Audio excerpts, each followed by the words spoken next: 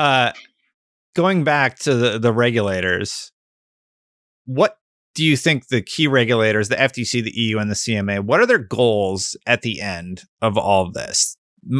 Just real quick, my opinion is the FTC, I think all of them want to look like they got one up on Microsoft. That's my take on it. I should have let you respond first. I don't mean to be leading, but I would love to hear what your opinion is on what their goals are for these proceedings. The only one of those regulators, and this is very counterintuitive since we're talking about a US merger, Microsoft and Activision both being US companies. And in the past, usually the US government was way more likely to clear those US mergers, to also give those companies backing in their overseas proceedings. And here we now have the very opposite situation. Here, I think the FTC is going to really face a serious problem with overseas regulators who are neutral in the sense that the companies are not based in their jurisdictions. If they clear the deal because they find that Microsoft's commitments are going to address consumer concerns. If that happens, again, we're talking about in the hypothetical, the decisions will be made in late April. We cannot jump the gun until the decisions have come down. Anything can happen, but I'm now taking this optimistic perspective on it. In that case, I think even the FTC is going to have to revisit its position and may have some second thoughts. In general, what I think is the problem here is really just those mind-boggling, staggering numbers. You see Microsoft, a $1.8 trillion market cap, and the deal having a $70 billion volume. And they just feel, well, how many other deals, Apple having a similar market cap, even bigger. What if Apple bought Netflix, which currently has a market cap that is not, 10 times Activision Blizzard, it's maybe twice Activision Blizzard's purchase price. So that's what I think they have very much in mind. So I think they just want to show to all of those major tech companies that those deals are now going to face enormous scrutiny, that it's not going to be a cruise. It's going to be a rough ride. I think that's what is a very important factor here. Doesn't mean that anybody intends to be unfair with the FTC. Their case looks very strange in some respects, but I believe that the EU and the UK, at the end of the day, will be more pragmatic and will really look at what is the actual impact on consumers going to be. And I really liked Mrs. Vestager's interview where she said, I'm not there to sense the passion. I'm there to sense the facts. And I think that is exactly the way that regulators should approach this. But to establish the facts in such a large transaction where you have Sony apparently, having an army of lawyers, an army of economists, and various of their executives fighting against this deal and trying to somehow develop theories of harm, meaning theories under which this deal should not be allowed. All of that takes time. At the end of the day, maybe I'm too optimistic, but I do remain hopeful that everybody, even including the FTC, is really going to focus on the net effect of this and is going to find, well, first, a little more competition in that console space that actually, under traditional standards, 5 or 10 years ago, would not have been considered a theory of harm. It would have been considered a pro-competitive fact. Yeah. Then you've got this theory of this nascent market, whether you define it as cloud gaming, multi-game subscriptions, or a combination of both, that they really... You've got companies entering and exiting that market all the time, very large players. It's a very dynamic space. And seriously, Call of Duty, sure, it has a huge fan base, but it's not like that game or even all of Activision Blizzard's titles combined. All of those franchises have the potential to tip a market.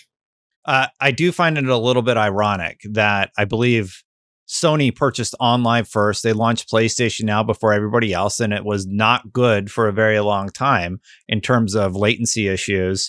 And now that they've finally gotten it to a pretty good place, one of the main complaints are that they're concerned about that market, even though it's like a very, very small percent of the gaming market currently, and a growth opportunity, I think, for a lot of companies.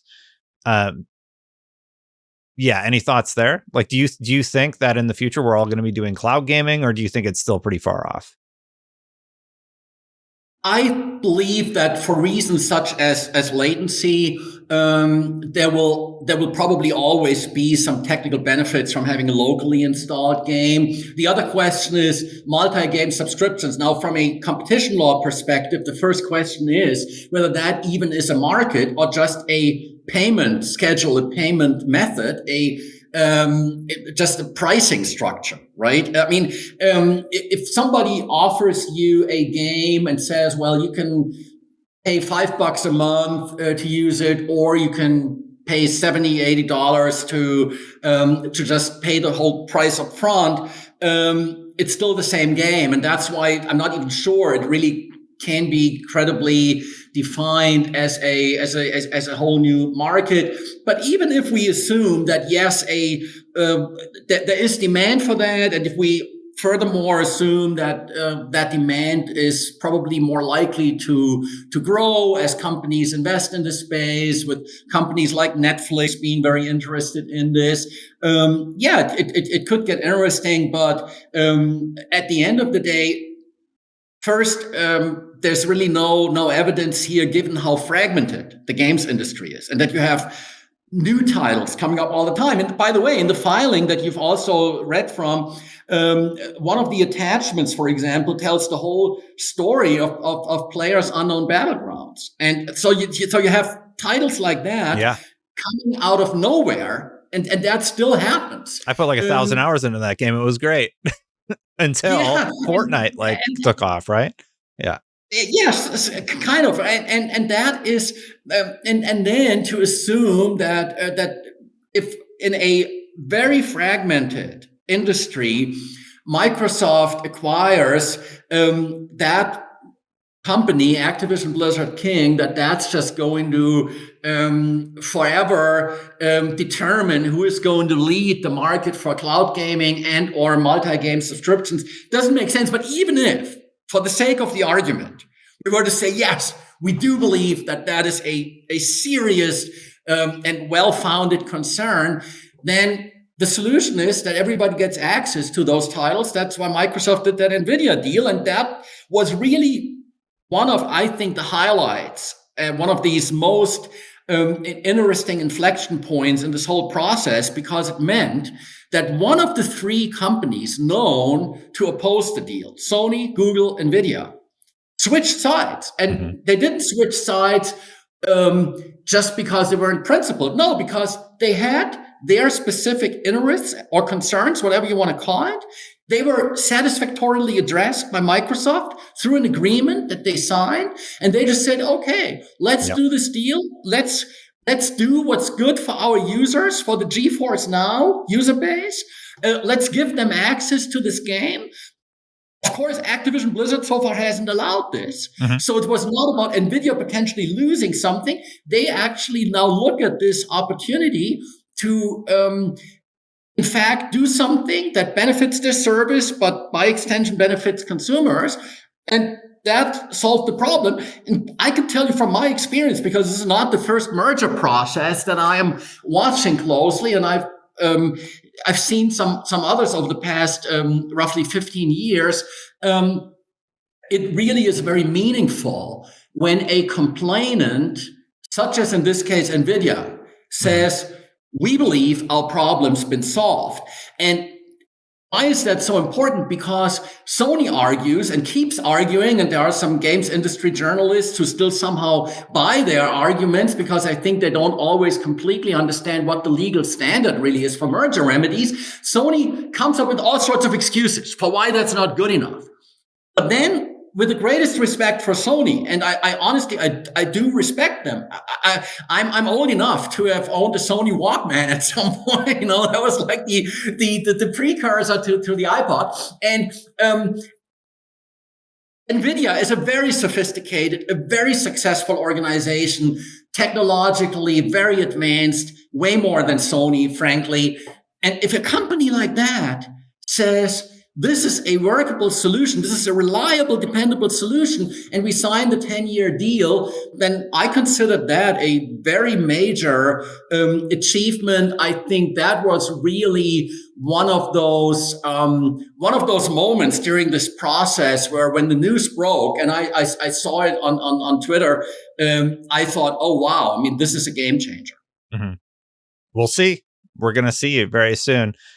Thank you so much for watching, everybody. If you've watched this far, please consider hitting that subscribe button, hitting that bell to help the channel grow. We recently hit 100,000 subscribers. Very, very happy about that. Hopefully we can keep growing from there. Thank you so much to the members for supporting the channel. I really appreciate all of you. If you want to see my videos without any ads, you click that join button right down there. Or if you want to see the full interview without ads, it's posted right now for all members. So check that out. And be sure to check out why I think Forza is going to be a huge game for Microsoft. There's a lot of cool tech in that game, and I dive into it in that video. Bye for now. I'll see you for the next one.